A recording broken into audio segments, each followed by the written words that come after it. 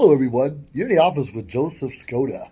Believe it or not, my office is just outside of Palm Springs today in a place called Indian Wells. Now, if you've ever been to Palm Springs, there's Palm Desert, Desert Springs, Indian Wells, Desert Palm Wells.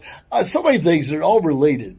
It's pretty exciting. It's only in the 80s today, and today happens to be in May, and I'm told it will probably hit 90 or 100 before the week's out. Now, that's fun weather. Now, if you live or spend time in Florida or other places, even 60 or, 80-degree weather, you get the humidity, and it's a little bit extra hot. Now, here in California, and Arizona, New Mexico, and Nevada, we usually get a thing called dry heat.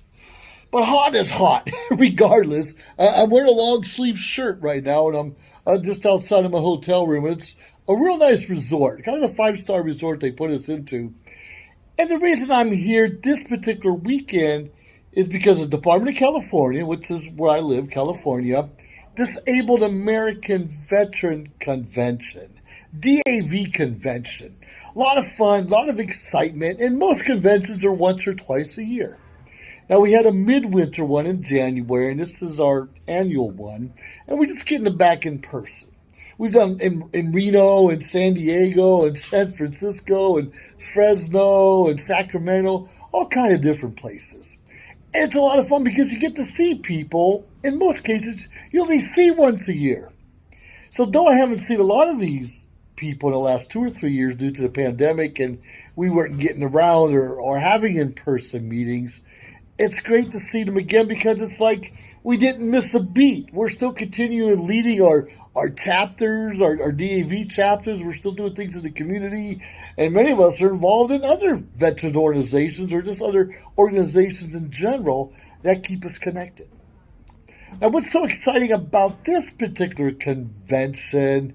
Well, I'm put my name in the hat or in the ring to move up the ladder and be part of the line officers for the Disabled American Veterans as Junior Vice Commander.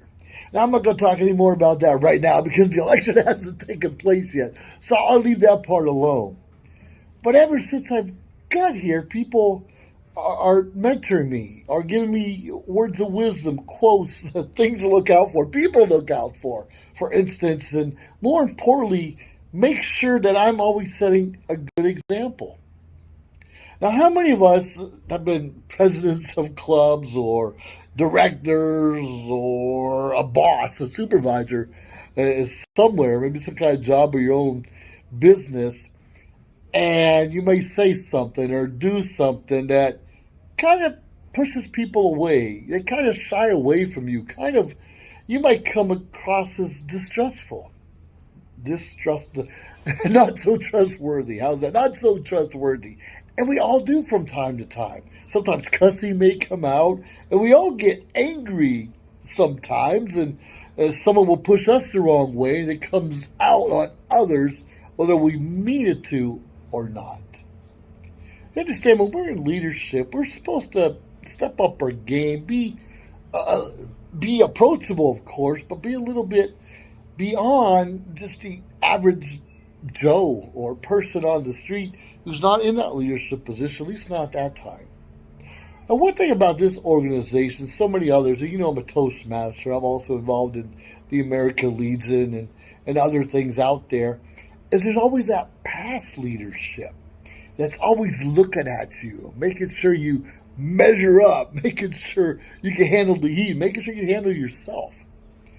And what I've learned, even though people are mentoring me and trying to coach me, they're not really walking up to me very often. They're waiting for me to walk up to them. They're waiting for me to ask for those words of wisdom. They're waiting for me to ask any questions. Unfortunately, too many of us in leadership, supervisory, first-time supervisors, of course, and other aspects. Think of our military, get promoted and haven't really had the training for that next stripe yet. It's so important that we step up and ask those questions, and not just ask the questions, but take notes. What good are we if we don't have a pen and paper in hand all the time, especially when we're going out networking and mingling with others and just trying to understand the organization, the vision, the the goals at a glance. Now, sure, those of us who have been in leadership for many years, we can pick and choose, and we kind of know what we're looking for and who we need to talk to. But do you know some of the best mentorship comes from those lower in the leadership positions, maybe not even a current leader or a leader at all? A lot of us have good ideas. We don't know how to share it. We don't know how to communicate. We don't even know how to write in some cases. And I think that's why so many people shy away from leadership, because we don't know what to say. And are we going to come across wrong? I have a problem. I don't consider it a problem, but I have humor. I like humor, comedy, slapstick too. And I know slapstick comedy is not appropriate for most business meetings or any time you're standing up in a leadership position to give a briefing of any kind. Now, I put together this pretty good presentation in my mind about membership. How do we get more members into an organization? What does the DAV stand for? Why don't people want to get involved? And are we approachable enough? Are we branding ourselves well enough that people even know what we stand for or what we're trying to do? Now, that's hard for a nonprofit because a lot of us have jobs. If you have a job, good for you, congratulations. If you're retired, better for you, and congratulations. But a lot of us do other things besides our nonprofit organizations. And sometimes we have to pick and choose. What are we promoting at that time? What are we soliciting business or donations for at that time? What else do we want? And I think the more we brag about everything we're involved in all at one time and asking for everyone to join every club that we're in at that particular moment, really will shy and actually push people away. You see, being part of the Disabled American Veterans, I do veterans disability claims. And that's one of the things. I'm a club service officer where I put together a package and we submit it to our national service officer, which finds its way to the VA eventually to help our veterans get the benefits that they deserve. Now, I've hit up several home runs and several I come up a little short, but we become better and better at it. And that's what leadership's about too. With you might have a couple home runs and you might have 4 or 5, you kind of missed the mark. Are we afraid to ask for help, for mentorship, even for coaching, to help us help more people, to help us serve better in our communities, to help our fellow veteran, or heck with that, just our fellow human, our fellow earthling out there? But our job in any leadership position, I strongly believe, is to serve. It's to recognize, it's to acknowledge the accomplishments of others. If you and I always want to lead from the back and push people forward, it doesn't last very long. But when we're out there in the front and taking charge and saying, come on, guys, follow me, this is where we're going, we tend to have a better followership. We tend to have more people trust us, more people willing to work with us, because they know that we're in the same boat. We're not going to ask someone to do something that we're not going to do ourselves. And it's challenging sometimes. And one thing about being a leader, you don't have to be an expert at everything. You and I need to know who those experts are and ask them. Now, nothing's better than if somebody asks me a question and I happen to have an answer for them, and I look like I know it all, and I don't know it all, but some things I do know because I do ask a lot of questions. But I tend to forget things too if I'm not writing it down and practicing what I've learned, what I've been told. Every one of us, or most people, want to talk about themselves, right? Yeah, ask me about Joseph Skoda III. I'll give you a long story because I have lots of stories. And some are even real. No, they're mostly real because our stories are our journey to where we are today in life. And you could have been a millionaire one day and in poverty the next day, and vice versa, or somewhere in the middle. We don't know. I've lived in several countries. I've lived in several states. And thanks to the Air Force, I've been all around the world and got to see the best and the not so best of people. But one thing I've learned, regardless of what culture, what country you're from, if you're put in a position of leadership, the same goes for everyone. Sure, we have dictatorships. Don't get me wrong, we have some dictatorships. And some seem to have done well for many, many years, at least from the dictator's point of view. Most of us want to say so and what's going on. Now, let me tell you one thing about at least the elections in the United States, and this is common too in other places. We want to vote for who's our favorite, right? Who has the best charisma? Sure, we want someone we like to be in charge. But more often than not, we don't do our research on who's going to do the best for our needs, for our goals, for our vision, for our city, our county, our country. We have all these ideas. Well, we have to choose this person because society says I have to. Or I have to go this way because that's just where everybody's doing right now. If we can't get back to our grassroots of leadership and having a vision and putting the best people in those positions to ensure that we get the job done, we are doing a huge disservice to our city, our county, our state, our country, even the world. Because quite frankly, whoever we vote for president, for instance, represents the United States of America in the world. That's kind of a big deal. It's bigger than being in leadership in the Disabled American Veterans or even a Toastmasters group as an international director. When we step up, and I encourage all of you to step up and not try, just jump into a new position you're not comfortable with. Look for the wisdom. Look for those who've been around the block a couple times that can help you. Look for the best way you can serve. And if you found something you could do better, do it. But here's one thing. Don't just jump into a position and decide you're going to change everything because in your mind this is the way to go. That doesn't work either. You will push away a lot of people. And sometimes positions, goals, rules are put in place for a reason. And if we're not there long enough to observe and listen and ask those questions, we may not really know what that position is. I'm so grateful to have been able to retire at the age of 39. Now, sure, that's a retirement income from the Air Force. And it's not a lot of money. Thanks to my, disability and thanks to my business ventures and investments, I'm able to retire in an okay place. Now, an okay place is really hard in California. But I chose to live here despite the politics. There's a lot of people I like around here. There's a lot of places I like around here.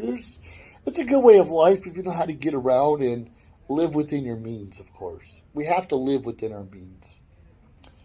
And part of joining a veterans organization, you do have an opportunity to ask for things from Congress, put legislative into place to help our fellow veterans. They're not necessarily going to give us pay raises that way. They're not necessarily going to and just give us money just because, but there are other benefits out there they can help us with. And I know people who've been homeless. I've lived in a homeless shelter for a while in the past. And thanks to different initiatives put in place, able to help me and help others. Now, none of us are perfect. We're all going to run into issues, and some days we're going to want to lead, and other days we're going to want to hide in a closet or at least put the covers over our head and not answer the phone. I get that. And I think most people get that also. And that's okay. But be honest with yourself and be honest with your team and let them know. So I just need a couple days off. I need a break right now, and or I'll answer my emails tomorrow morning, or I'll return phone calls tomorrow evening, whatever it is.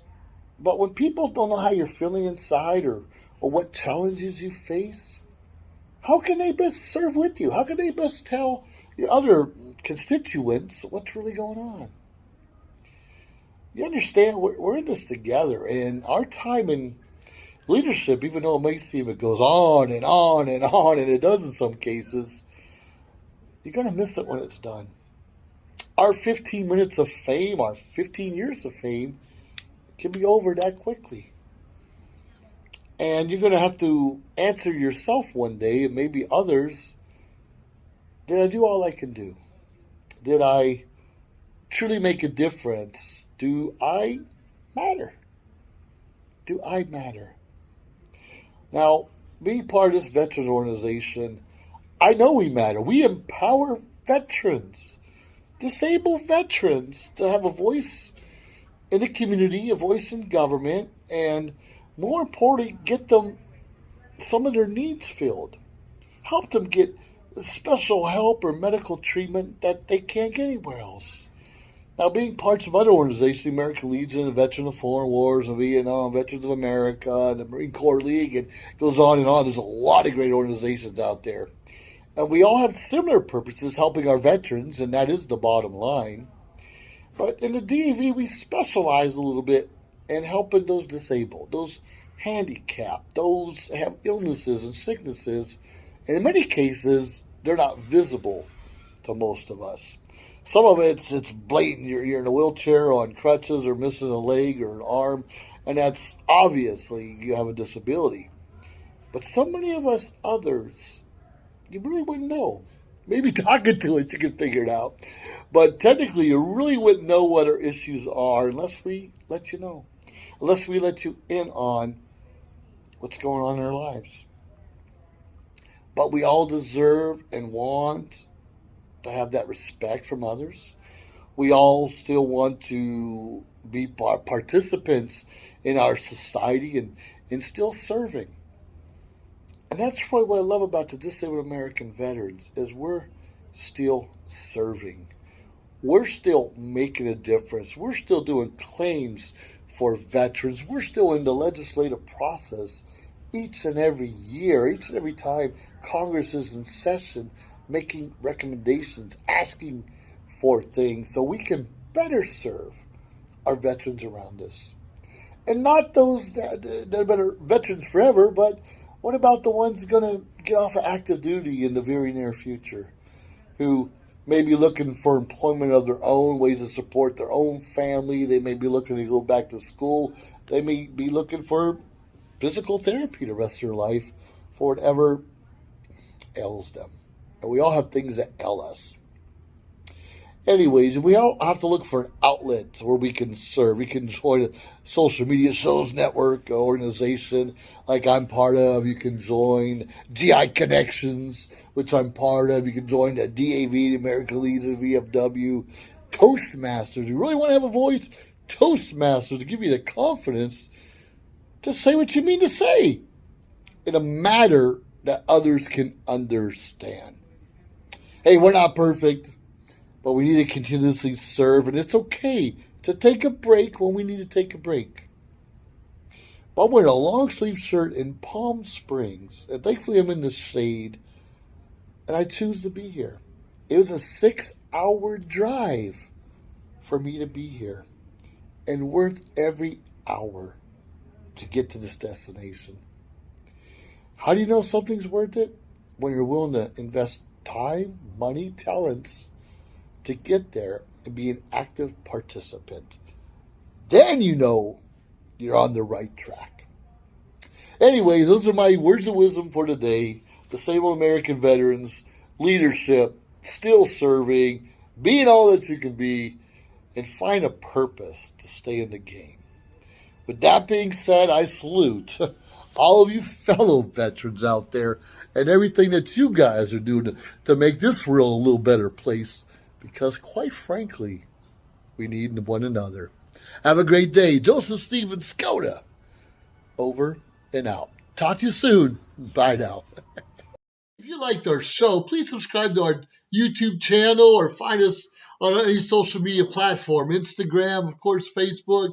Like, subscribe, share. We appreciate it. Let us know your thoughts and join our team. Anyways, we appreciate you staying tuned week after week, day after day, because we continuously build up our network to bring to you what you're asking for. Have a great day.